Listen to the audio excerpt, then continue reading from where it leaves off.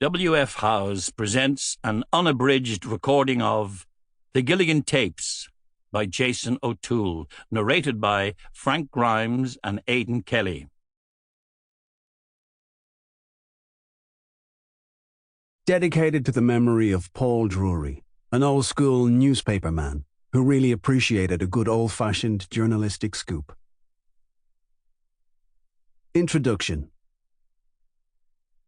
Jackie Kennedy was still wearing her blood-stained Chanel dress on the emergency flight back to Washington, as Lyndon B. Johnson was sworn into office mid-air.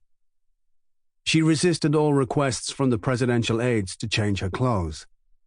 "Let them see what they've done," the First Lady famously whispered. Emotive words. But the concealed bloodshed was even more haunting when we in the Irish Republic had our very own "Where were you when JFK was killed" moment on the 26th of June, 1996. The heinous murder crime scene at the Naas Road traffic lights will live on in our collective memories. Ticker tape wrapped around Veronica Guerin's red Opel Calibra car, with the windows shrouded.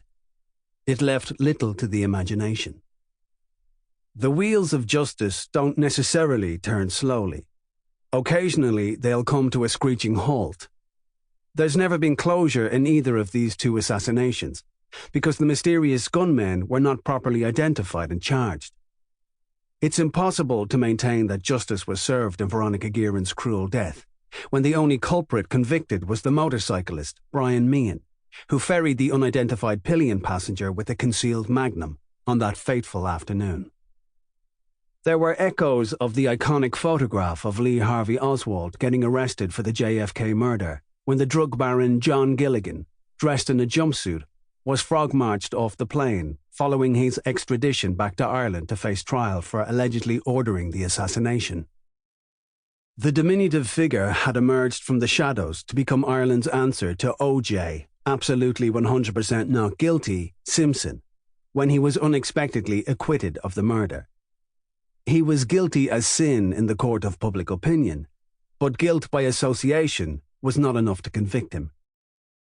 As Judge O'Donovan pointed out in the murder trial, while this court has grave suspicions that John Gilligan was complicit in the murder of the late Veronica Guerin, the court has not been persuaded beyond all reasonable doubt by the evidence which has been adduced by the prosecution that this is so, and, therefore, the court is required by law to acquit the accused on that charge.